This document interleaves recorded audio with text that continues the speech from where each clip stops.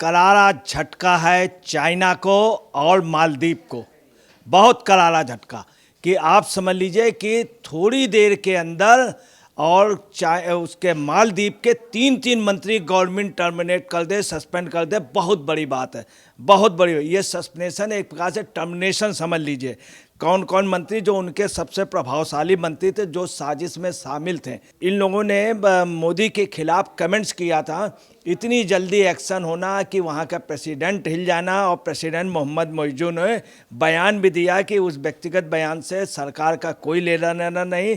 नमस्कार, मैं अंजलि मिश्रा। स्वागत है आप सभी का एचटीवी न्यूज पर। आपको बता दें कि प्रधानमंत्री नरेंद्र मोदी के खिलाफ मालदीव के मंत्री द्वारा आपत्तिजनक टिप्पणी करने के बाद अब मालदीव सरकार बैकफुट पर आ गई है। अब मालदीव सरकार ने अपने ही मंत्रियों के खिलाफ जो है एक्शन लिया है और 3 मंत्री जो कि प्रधानमंत्री नरेंद्र मोदी के खिलाफ आपत्तिजनक टिप्पणी करने और इसे आगे बढ़ाने के लिए जिम्मेदार थे, अब उन्हें सस्पेंड कर दिया गया है। जी हाँ, बिल्कुल सही सुना आपने। मंत्रियों के खिलाफ मालदीव सरकार ने एक्शन लिया है। जो है आलोचना भारतीय उनको दे रहे थे। लगातार जो है बॉयकॉट मालदीव ट्रेंड हो रहा था। बॉलीवुड एक्टर से लेकर आम जनता भी मालदीव सरकार को ताड़ लगा रही थी, जिसके बाद ये एक्शन जो है उनके द्वारा लिया गया है। तो ऐसे में इस पूरे मामले पर चर्चा के लिए हमारे साथ मौजूद है वरिष्ठ पत्रकार अजय पत्रकार जी। सर, आपका स्वागत है हमारे चैनल में। जिस तरीके से मालदीव सरकार द्वारा अपने मंत्रियों पर एक्शन लिया गया है, 3 मंत्री सस्पेंड हो गए हैं, क्या कहेंगे आप?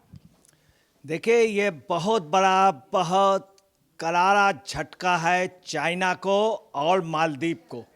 बहुत करारा झटका कि आप समझ लीजिए कि थोड़ी देर के अंदर और उसके मालदीव के तीन तीन मंत्री गवर्नमेंट टर्मिनेट कर दे, सस्पेंड कर दे। बहुत बड़ी बात है, बहुत बड़ी। ये सस्पेंशन एक प्रकार से टर्मिनेशन समझ लीजिए।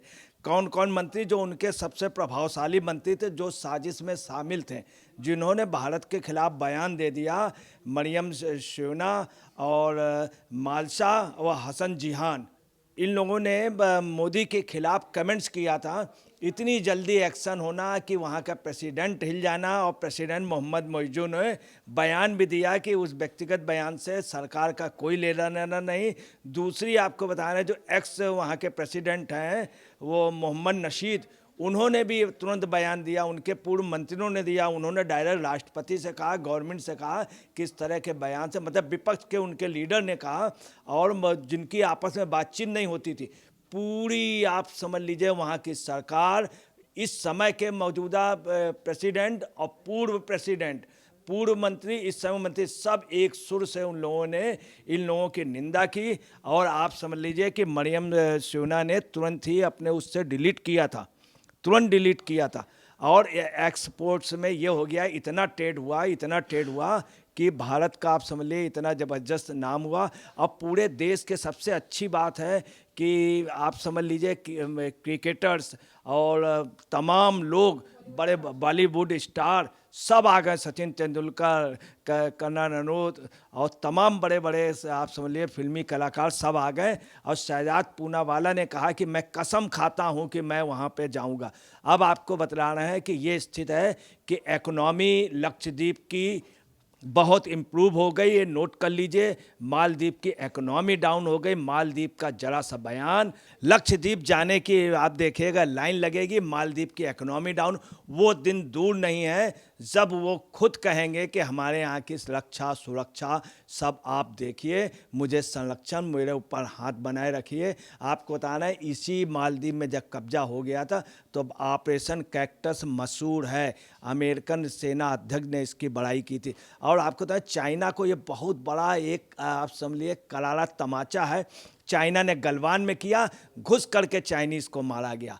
आज ये पोजीशन सिर्फ ले मनाली रोड थी, जब से मोदी आए वहाँ से इतनी रोड बन गई, इतनी पुलिया बन गई, इतने पुल बन गए कि आज चाइना पे हम लोग मौजूद। इसी चाइना को 1962 में हमारे प्रधानमंत्री जवाहरलाल नेहरू ने तस्लीम दे दिया था, तस्लीम दे दिया था। वही चाइना के प्रधानमंत्री को लेकर के ऑर्डिनेंस फैक्ट्री में आए थे जवाहरलाल नेहरू, उनको चाइना के उसका, उसी का कुछ दिन बाद उसने अटैक कर दिया। और कभी भी नेहरू जी ने कहा नहीं, वो कहते पड़ते की ज़मीन थी और इस पर हुकता ही क्या था। जब ये बात कही है तब राम मनोहर लोहिया जी ने कहा था कि आइए आप मुझे अपनी चांद दिखाइए, मैं इस पर खेती कर दूंगा। ये उन्होंने कहा था। राम मनोहर लोहिया जी इतना नाराज हो गए थे नेहरू जी पे। और आज चाइना पे हम दबाव बनाए हुए, आज चाइना को हम पीट रहे हैं हर जगह जहाँ पर इन्होंने वियतनाम की ओर बढ़ने। वियतनाम पहला देश है जिसने कहा हम भारत के साथ हैं, अगर चाइना पे अटैक करते तो हम करें। यही बात ताइवान ने कही, भारत के लिए कह दी। आज हम उससे झुक नहीं रहे, जबकि आपको बता रहे हैं डॉलर भी उनसे हार रहा है चाइना से। अमेरिका भी खामोश हो जाता, रशिया भी खामोश हो जाता। आज चाइना को हम ताबड़तोड़ जवाब दे रहे हैं।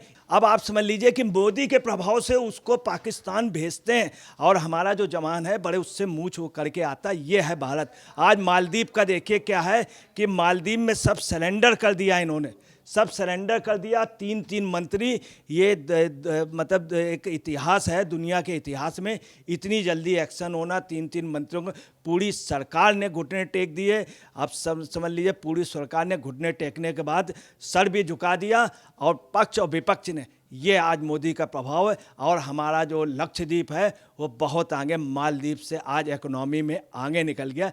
ये जीत वास्तव में मोदी की है। और ये चूँकि देश का नेतृत्व इतने अच्छे हाथों पे गया है कि हम कितने मजबूत हुए। अब आपको बता रहे हैं कि मालदीव से हमारे कितने अच्छे संबंध थे और आज भी हैं। मगर जरा हुआ क्या है कि लक्षद्वीप में जब वहाँ पे ये हुआ कि पर्यटन स्थल बन जाएगा इतना अच्छा, तो इन सबको बहुत ज़्यादा तकलीफ हुई। भारत उन्नत कैसे कर रहा है, भारत के प्रधानमंत्री ने अभी तक भारत हर तरह से मदद करता, कल भी करता था, आज भी मालदीव को करेगा, हमेशा करेगा।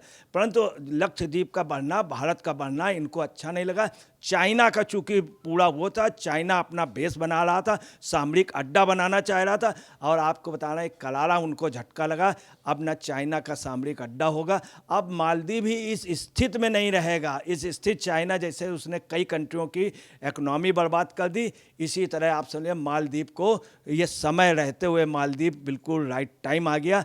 और आप ये समझ लीजिए कि मालदीव जो है वो फिर भारत को ही प्रभुत्व करेगा और चाइना जो है अब सफल नहीं होगा। और इतनी जल्दी एक्शन होना, इतनी जल्दी, इसका मतलब साफ है कि वहाँ की सरकार ने चाइना की जगह भारत के आगे घुटने टेक दिए और मान लिया कि चाइना नहीं, आप ग्रेट हैं। तो सर बड़ा सवाल है जिस तरीके से आप देखेंगे कि मालदीव सरकार जो है अपने मंत्री के बयान से बाद में किनारा करने लगी, कह रही थी कि वो उनका व्यक्तिगत मामला है या व्यक्तिगत विचार है। लेकिन आप सोचिए कि सरकार में एक मंत्रियों के इस तरीके से देश के प्रधानमंत्री के लिए ऐसे आपत्तिजनक शब्द, जोकर जैसे शब्द कह रही हैं, विदूषक जैसे शब्द कह रही हैं, इजराइल की कठपुतली कह रही हैं।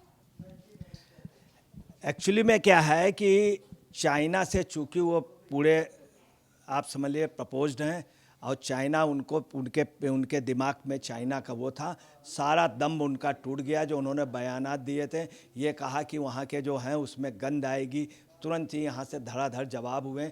जिस तरह से लोगों का ट्रेंड लगा, ये जान गए हैं मालदीव की चाइना के चक्कर में हम बर्बाद हो जाएंगे, हमारी इकोनॉमी ख़त्म हो जाएगी। इतने ट्रेंड आ रहे हैं, इतने लोग अगर जाएंगे वहाँ पर तो हमारी स्थिति क्या होगी। इसलिए मालदीव के लोगों ने, आप याद रखिएगा, मालदीव की जनता भी विरोध में आ गई, मालदीव के जनमानस, सत्ता पक्ष विपक्ष सारे लोग। तो मजबूरी हो गई, इन मंत्रियों को लगा कि हमने गलत बयान दिया। फैक्ट ये भी है कि मंत्री भी गिल्टी कॉन्शियस महसूस कर रहे हैं। उसके बाद ही उसने मरियम सियोना ने डिलीट किया था और उनके जो और मंत्री बिल्कुल खामोश हो गए थे। इसके अलावा जो सबसे इसमें एक जिन्होंने बयान दिया था वो भी खामोश हो गए और वो चुप हैं। जाहिर रमीज़ जी वो भी बिल्कुल खामोश हो गए। सारे लोग जो नाग फन उठा रहे थे उन सभी नागों को कुचल दिया। मोदी की सिर्फ एक रणनीति, मोदी की एक निगाह भी उधर गई और आप समझ लीजिए कि लक्षद्वीप आज चमन हो गया। जो लक्षद्वीप था, भारत का लक्ष्य मजबूत हुआ। और मालदीव है, मालदीव को अब सोचना पड़ेगा अगर रहना है पूरे साउथ एशिया में तो भारत के साथ ही मिल के रहना पड़ेगा। चाइना पे अब वो बिलीव नहीं करेंगे। तो जैसे कि आपने अजय पत्रकार जी को सुना, उन्होंने साफ तौर पर कहा है कि जिस तरीके से मालदीव सरकार बैकफुट पर आ गई है और उन्हें अपने ही मंत्रियों को जो है सस्पेंड करना पड़ा है, ये चाइना के लिए भी बड़ा झटका है, एक बड़ी सीख है कि भारत के साथ अगर टकराओगे तो इस तरीके के जो है बैकफुट पर तुम्हें आना ही पड़ेगा। भारत के साथ टकराओगे तो बैकफुट पर आना ही पड़ेगा और आखिरकार खुद के ही लोगों के खिलाफ जो है एक्शन लेना पड़ गया। तो ऐसे में आपने चर्चा पूरी सुनी है, अब इस पर आपकी भी जो राय हो हमें कॉमेंट सेक्शन में कॉमेंट करके जरूर साझा करिएगा। धन्यवाद।